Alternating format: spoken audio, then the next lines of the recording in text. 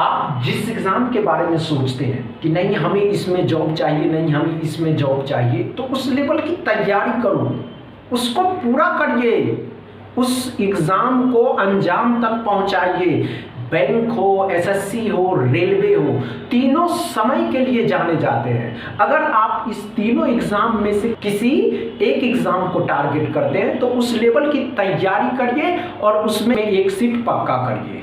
चलिए दोस्तों शुरू करते हैं एकदम बेसिक से।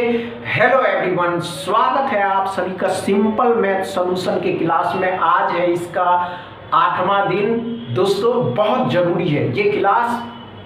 चलिए दोस्तों शुरू करते हैं। हेलो एवरीवन, स्वागत है आप सभी का सिंपल मैथ सॉल्यूशन के क्लास में। आप कहिएगा सिंपल मैथ इसलिए दोस्तों किसी भी सवाल को कम से कम समय में कैसे करना है इस क्लास में ये बताया जाता है। नए नए तरीके, नए नए अप्रोच आपको सीखने को मिलेंगे। बस आप ये काम करिए कि इस वीडियो को सभी लोगों के, सभी उम्र के लोगों के पास शेयर कर दीजिए। ध्यान से सुनेंगे, एस्पिरेंट अच्छे से समझेंगे, उस लेवल की तैयारी करिए और अपनी एक सीट पक्का करिए, क्योंकि एक सीट की बात होती है, कितनी वैकेंसीज है उससे कोई मतलब नहीं है। चलिए दोस्तों बात करके समय को बर्बाद नहीं करते हैं, एकदम बेसिक से शुरू करते हैं। हेलो एवरीवन, स्वागत है आप सभी का सिंपल मैथ के क्लास में।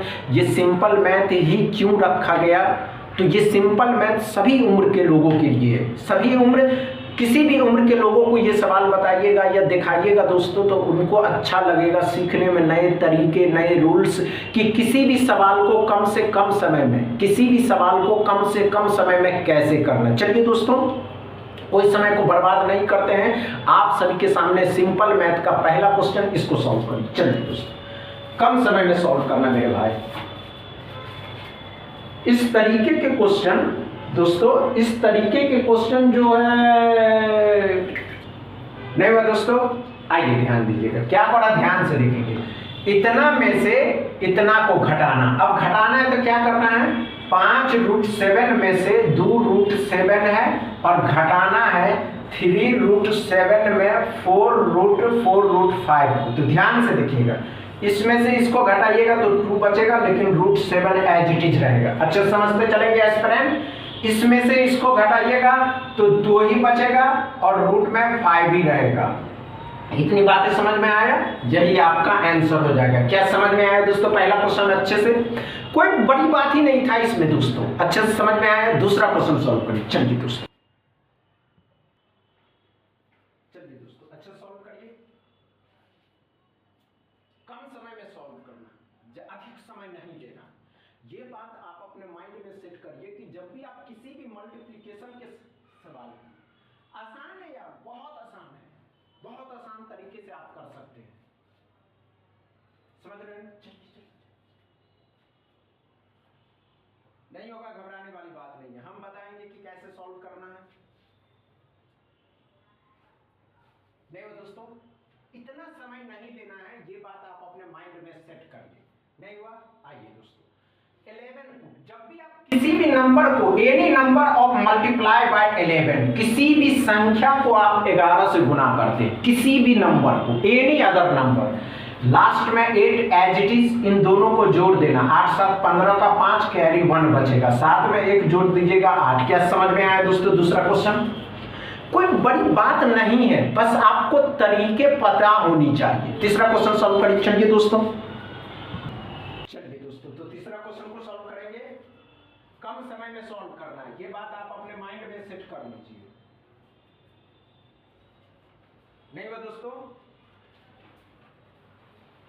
अच्छे से सॉल्व करेंगे, हो जाता है बस। देखिए ये जो सवाल है ना, 30 सेकंड, 15 सेकंड, 20 सेकंड में आप आसानी से सॉल्व कर सकते हैं, बस आपको करने आना चाहिए। समझ रहे हैं? चलिए दोस्तों जोड़ना ही तो है, जोड़ने में कोई बड़ी प्रॉब्लम है क्या? नहीं दोस्तों, क्या करा, ध्यान से देखेंगे एस्पिरेंट। नहीं हुआ, आइए दोस्तों 498 को 267 के साथ मल्टीप्लाई करना था। 400 और 200 600 हो जाएगा। 90 और 60, 9 6 15 150 हो जाएगा। 8 और 7 15 हो जाएगा। तो ध्यान से देखेंगे, 7 6 5 हो जाएगा।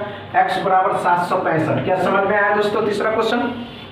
अच्छे से समझ में आ रहा। चौथा क्वेश्चन सॉल्व करिए। चलिए फोर्थ सॉल्व करेंगे, अच्छे सॉल्व करेंगे मेरे भाई। देखते आप कर पाते या नहीं कर पाते हैं। चल चल चल चल